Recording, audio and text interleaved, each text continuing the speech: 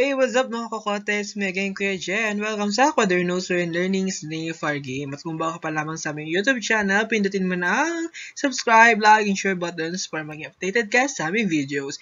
And for this lecture video, we will continue our discussion about the Visayan mythologies of the Philippines. Wherein nga, nung nakaraang lecture video, we introduced to you the mythological world of the Visayan region. And for this day, we will be discussing about the chapter 1 for the various elder gods of the Visayan Pantheon. Okay, so yung video na ito is yung about chapter 1 nga, about the various elder gods of the Visayan Pantheon. Kung saan ay inuna natin itong i-discuss noong December. Yeah, noong December natin siya diniscuss. The whole month of December, ayan, diniscuss natin siya. And dito nga natin nakilala yung first, second, and third generation gods. Wherein, sa first generation, we encountered Kaptan and Magwayen. We discussed their conflicts, the settings, and their characteristics and powers. On the second generation, we discussed about Lihangin and Lidagat, yung love story nila, yung pag-iibigan, yung conflicts, characteristics, and responsibilities nila. And then on our third generations, we discuss about Tikalibutan, Liadlaw, Litsuga, and I forgot yung pangalawang anak. Ayan, nakalimutan ko kung sino siya. Basta apat sila, yung apat na mga apo na namatay dahil kay Kaptan. Because Kalibutan would like to conquer yung pwesto ni Kaptan. Which is, nag-fail yung apat. Yun lang yung kwento ng ating chapter 1. Pero dito, we will be discussing about the Visayan mythology contains heavy traces of animism. Nasabi nga natin na nung pre-Spanish period, animism yung religion, yung pinapakita or yung pinoportray na religion ng ating mga Visayan people. For the people of that region had a strong belief that everything has a life force. Every animal, every plant, even objects such as rocks, metals, and forces like wind, fire, and sea having living forces controlling them. Kala nila ang bawat living and non-living things na nakikita nila is pinamumunuan or gawa ng isang Diyos at Diyosa. Kaya sinabing animism yung kanilang religion para sa ating Visayan region. Which is upon the Spanish colonization, dun sila nalinawan na hindi dapat ginagawan ng phrases, ng offerings, di ino-offeran, at hindi sila naniniwala sa iba't ibang mga Diyos at Diyosa. Yun yung one of the lesson na dinala or influence na dulot ng ating mga Spaniards. So in order to make an explanation to the curious mind, the folklorists use the stories consisting of gods that control certain forces of nature.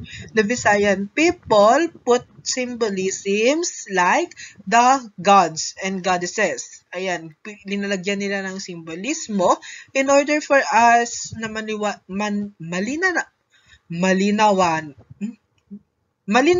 ayan, in order for us na malinawan sa mga kaganapan mula sa mga supernatural happenings na na-encounter ng ating mga Visayan people. So these gods control, protect, and govern elements around them. May it be nature or within the boundaries of human morality and consciousness, they believe there are gods that influence their daily lives.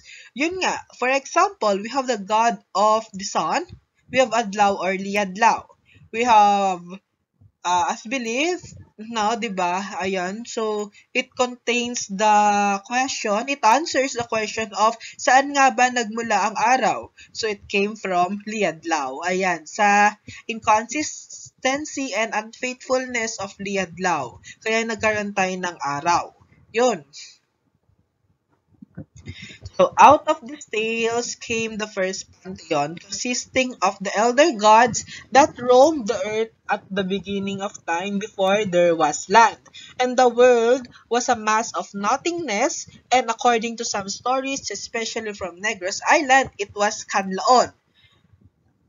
For the Negros Island, for the Negros people, ang sinasabi nila na ang first generation ay si Canlaon. But on some regions sa Visayas ay sinasabing si Kapitan daw. And sometimes, on some region of the Visayan people, sinasabing si Tungkong Langit um, ang yung God of everything, yung pinakamataas. Ayan. So, who was the eldest and created sky and the sea from this mass of chaotic energy and is sometimes referred to as the progenitor of the god race, the deities. So, sinasabi nila na si Canlaon daw ang sinimulan o yung pinakapinuno ng ating mga Diyos at Diyosa. Kung saan, kung hindi dahil kay Canlaon, hindi magkakaroon ng other god and goddesses from our Visayan mythology. So they were the Alpha. They started it as all as folklorists of old would say, and this chapter contains some of the stories gathered about the first god that filled the world. So ito nga, yung ating na-discuss on last month, the month of December, na na-discuss natin about the stories, the legends, and the myths of the first generation gods. And it was the time of Kaptan and Magwayen.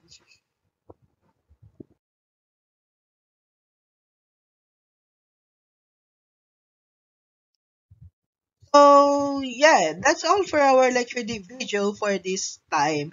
And I hope na yung ating discussion about this is na-explain natin, nalilinawan tayo on the sequence of what's happening during the Visayan mythology. So, we are trying to explain deeply to understand such symbolisms, such conflicts, phenomena, and conflict, and situations na maaari nating ma-encounter upon understanding this Visayan mythology. And if you have questions, clarifications, and concerns that you would like to ask from us, ayan, kindly comment it down below. And importante nun. Kasi it will help us to think further, to have critical thinking, to be creative on kung ano nga ba yung sasagot namin sa inyo. And thank you very much. I am Kuya Jay again. And let's all keep in mind that learning is the name for a game while we are learning online in pandemic. Good day.